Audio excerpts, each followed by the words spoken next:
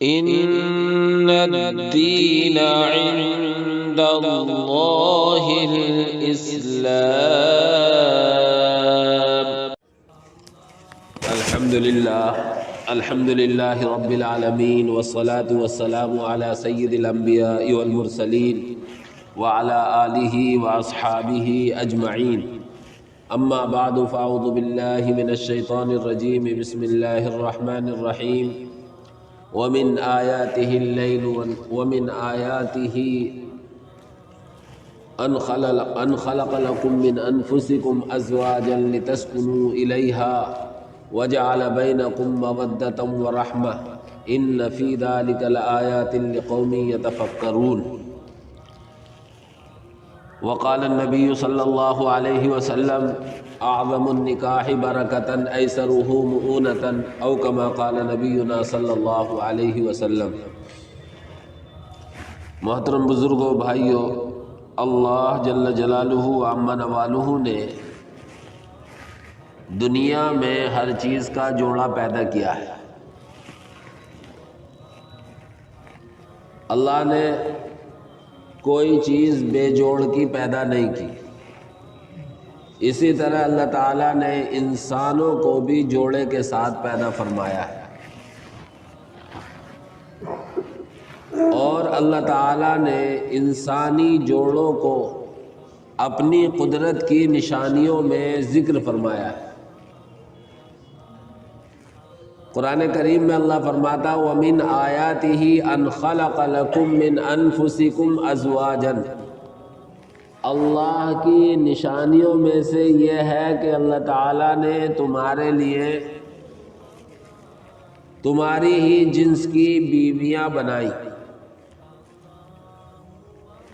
لِتَسْكُنُوا إِلَيْهَا، تاکہ تم ان سے سکون حاصل کرو.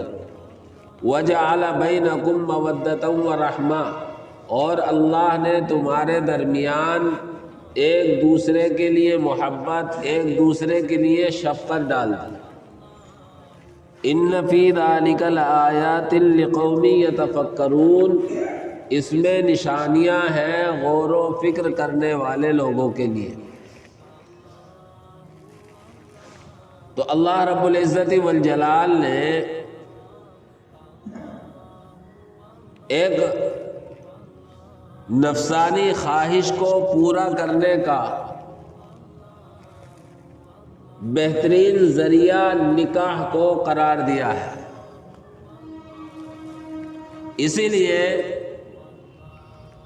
حضرات انبیاء کرام رضوان علیہم الصلوات والتسلیمات کی ایک اہم سنت ہے نکاح. اللہ قرآن میں فرماتا ہے: وَلَقَدْ أَرْسَلْنَا رُسُلًا مِّن قَبْلِكَ، ہم نے آپ سے پہلے بہت سے پیغمبر بھیجے. وَجَعَلْنَا لَهُمْ أَزْوَاجًا وَذُرِّيَّةً، اور ہم نے ان کے اولادیں بھی بنائی، بیویاں بھی بنائی. بیویاں عطا کی ان کو اور اولاد بھی عطا کی. اسی طرح ہمارے اور آپ کے پیارے پیغمبر حضرت محمد الرسول اللہ صلی اللہ علیہ وسلم کی بھی اہم سنت ہے نکاح. اللہ کے نبی نے تمام نبیوں کی سنت بیان فرماتے ہوئے ایک حدیث میں ارشاد فرمایا: اربع من سنن المرسلین، 4 چیزیں تمام نبیوں کی سنت ہے.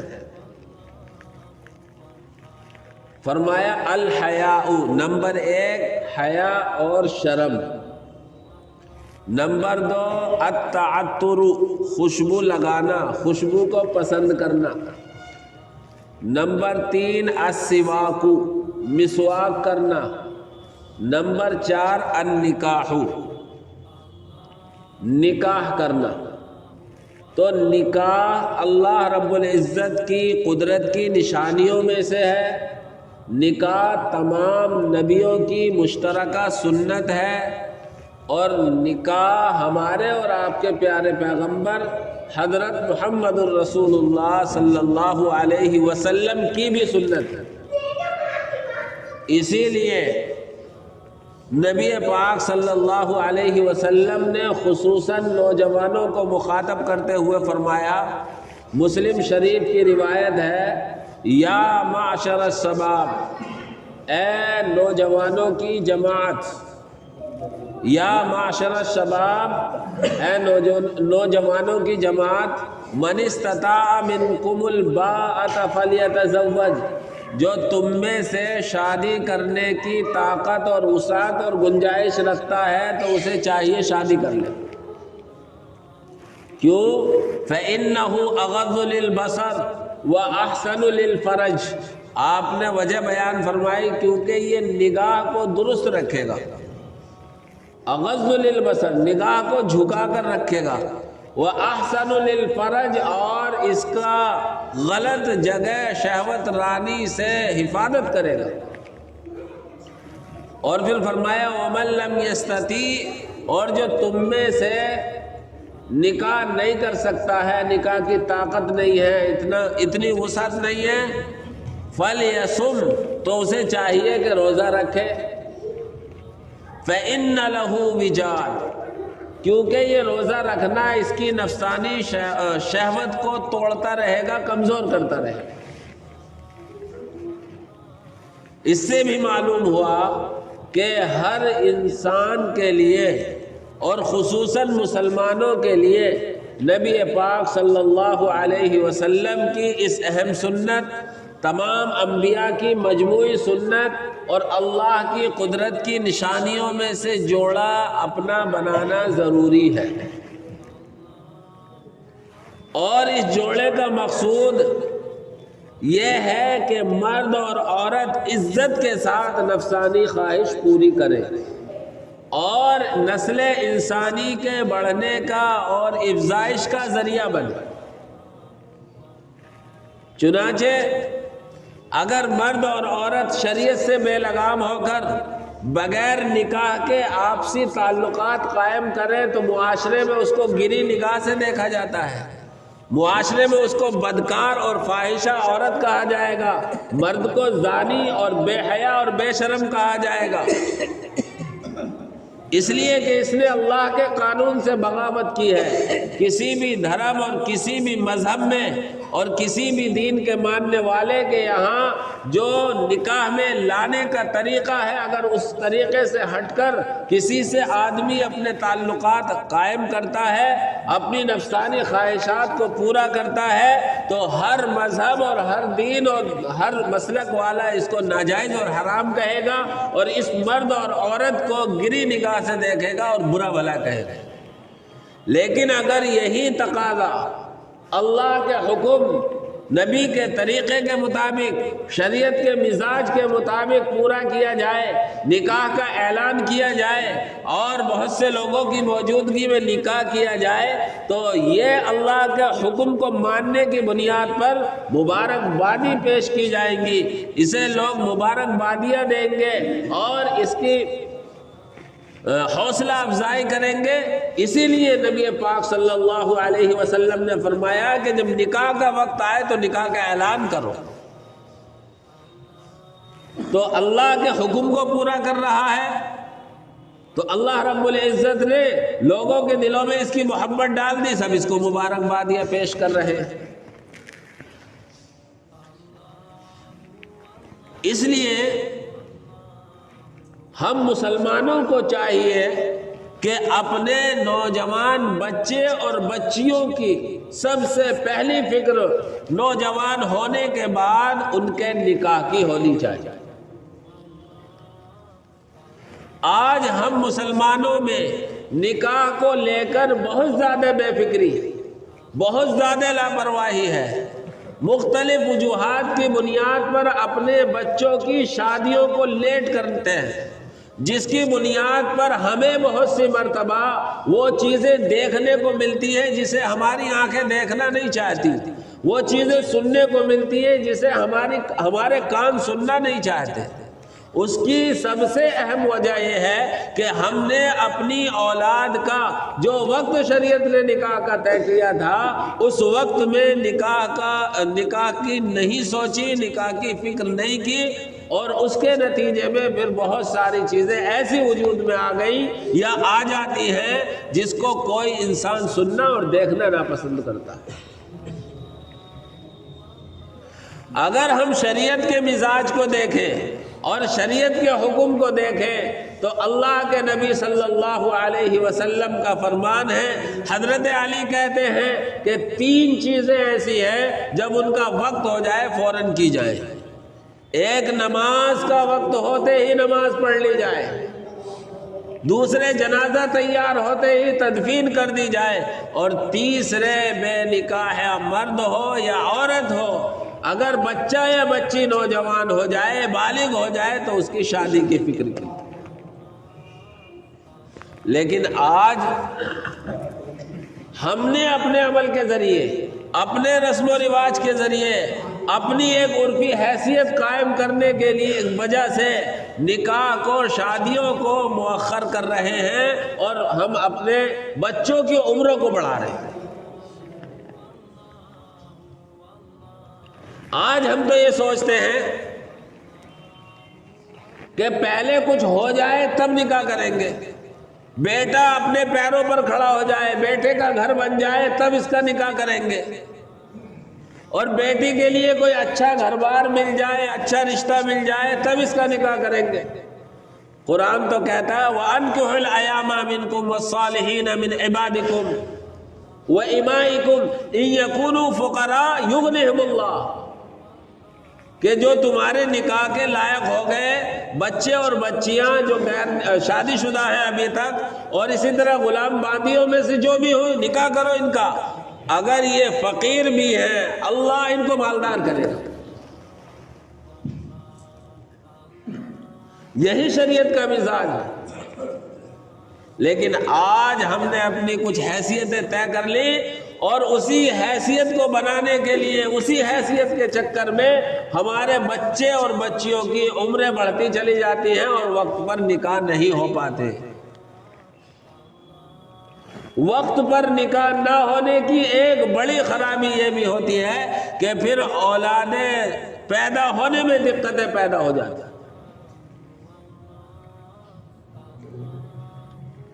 پھر ویسے آدمی حکیموں اور ڈاکٹروں کے چکر لگانے شروع کر دیتا ہے۔ شریعت کے قانون کو اگر ہم اپنائیں گے، شریعت کے مزاج کے مطابق اپنا مزاج بنائیں گے تو پھر ہمیں کسی طرح کی کوئی پریشانی نہیں آئی۔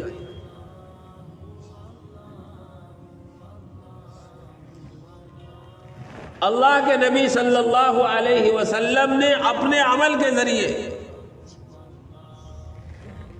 یہ ثابت کیا ہے کہ جب بچے اور بچیوں کی عمر شادی کے لائق ہو جائے تو ان کا نکاح کر دیا جائے۔ آج اپنی حیثیت کے ملانے کے چکر میں بہت سے اچھے رشتے بھی ہم پسے پشت ڈال دیتے ہیں۔ اللہ کے نبی صلی اللہ علیہ وسلم کی سگی پھوپھی ذات بہن تھی زینب، ان کا نکاح آپ نے اپنے آزاد کردہ غلام حضرت زید بن حارثہ رضی اللہ تعالیٰ عنہ سے کرایا۔ لوگوں نے بڑی چیمی گوئیاں کی کہ کہاں یہ زینب اعلیٰ اور اشرف خاندان کی اور کہاں زید ایک آزاد کردہ غلام، ان کے ساتھ نکاح کر دی۔